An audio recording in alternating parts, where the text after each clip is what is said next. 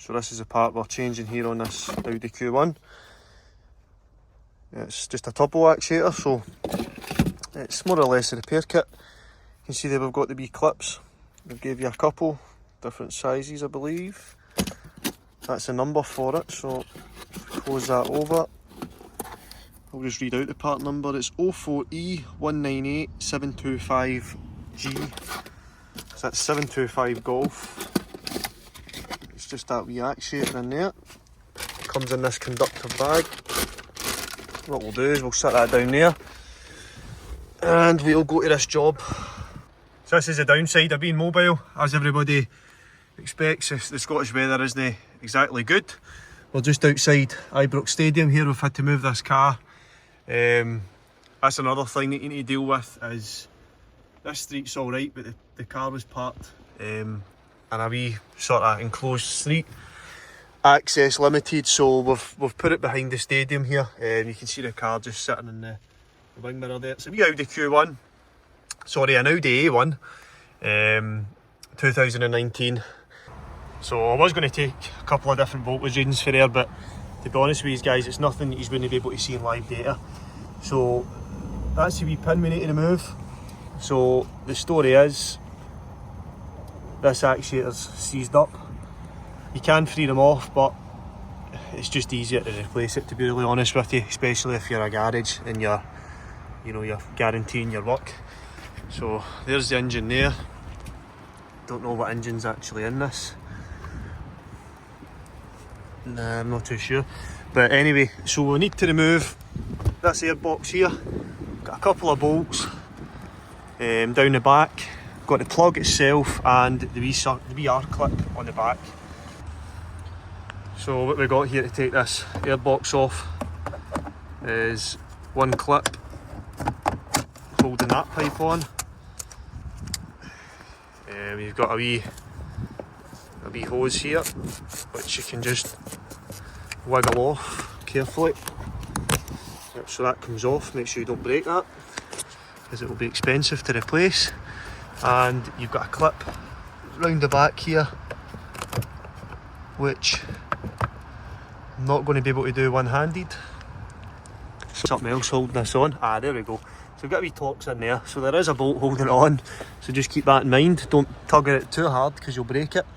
So we'll get that little Torx bolt out of there.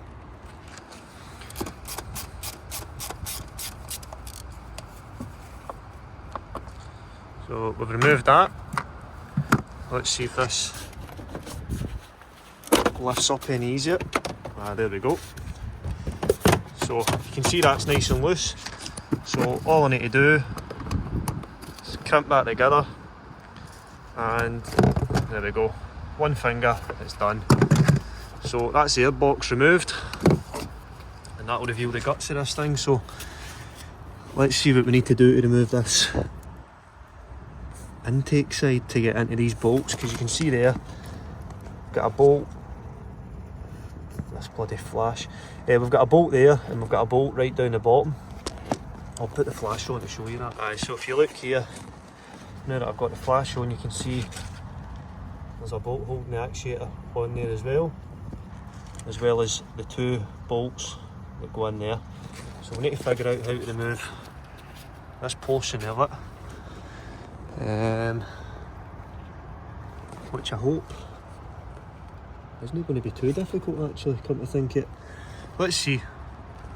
Okay, so this is where you might struggle a wee bit. You can see there they put a bolt right in there. Now the stuff that I've got is too long to get in here with the battery, so you would probably have to remove the battery tray, but I'm not doing that. So you can see I've just managed to crack that off. It's just one bolt that's not very accessible, I should say. I don't even know if there's maybe something else holding this on as well. But anyway, that's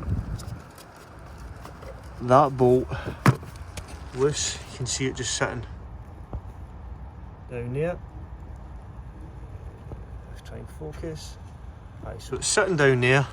So that's kinda loose now. So I need to figure out what else is holding this on. So good news, there is only one bolt holding that on. It's just on an O-ring. Still very pernickety. you get out. As you can see, there isn't a hell of a lot of space down there. You can try and wiggle that out. We'll do that off camera. So eventually we've got this stupid thing out. You can see there we've got a, looks like a little spacer there. That's the bolt that you need to get into. It's very tricky. You can see that's an eyesore of an object, but our O-ring is there, so make sure to lube that up. And you can see we've got 3 10mm bolts. Time to remove these 3.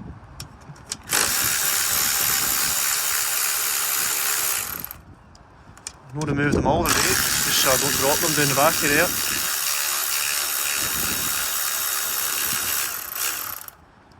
Okay. So the majority of that is out. There's 2 of the bolts. Stick them up in the cowling. There's the last one.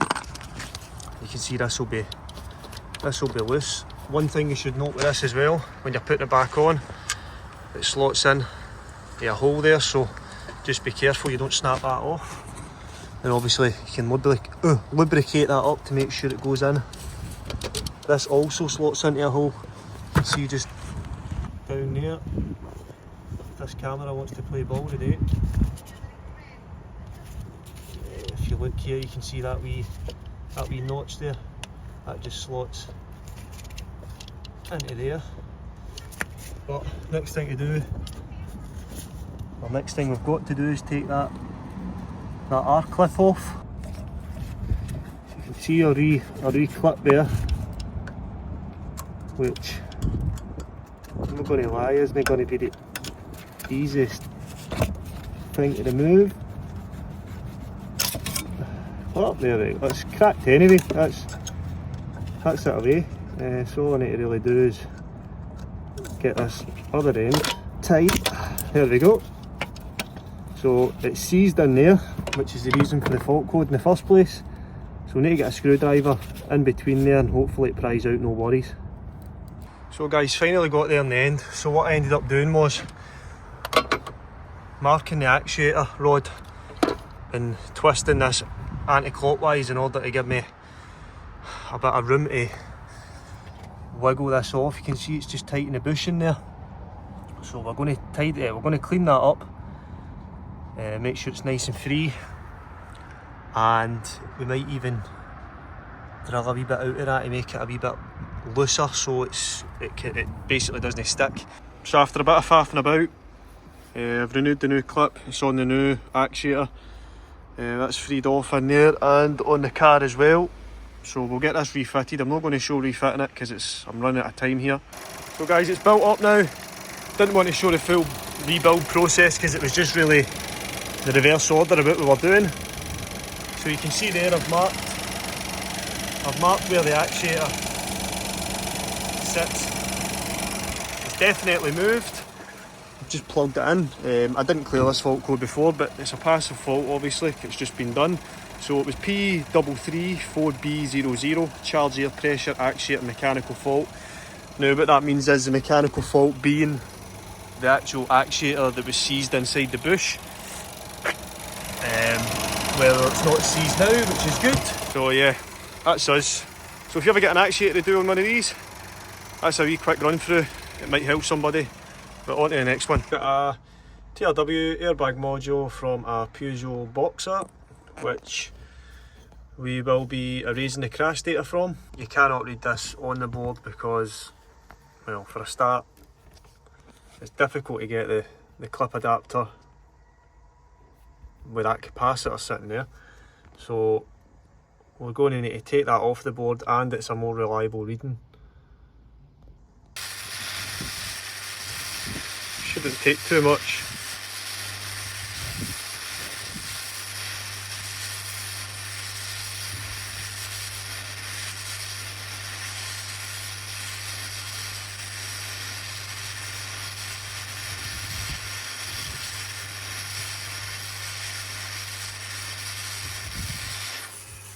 I'll just switch this off, let's cool down. We have taken the EEPROM. So there it is, it's a 95320 EEPROM chip. You can see there the end of it, 320. So it's a 95320 chip. We'll put this into the programmer. Only showed a wee bit of removing that. We'll need to do I'll tidy that up. But I'm not going to show you refitting it to the board, that's pretty self-explanatory. So connect the programmer up and erase the data. So you can see there we've got an EEPROM put in the socket, which is attached to the bottom board there via another socket. We will go to read. What you can see here is it shows us a rough picture. Board's a wee bit different, but it will do the same job. It's worked beforehand, so it shouldn't be any issues. So what we're going to do is read the crash, and that will read the crash there.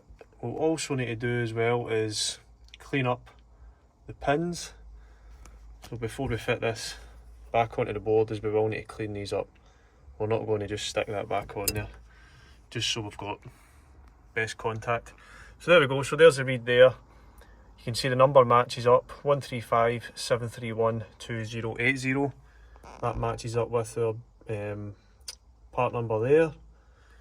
And all we need to do now is click on erase. Yep, some gibberish there. Click on erase, OK. Obviously you can save files before and after if you want, but we're just doing a simple crash removal on this. That's basically it. So I thought this would be interesting to somebody. Thanks for watching. See you next time.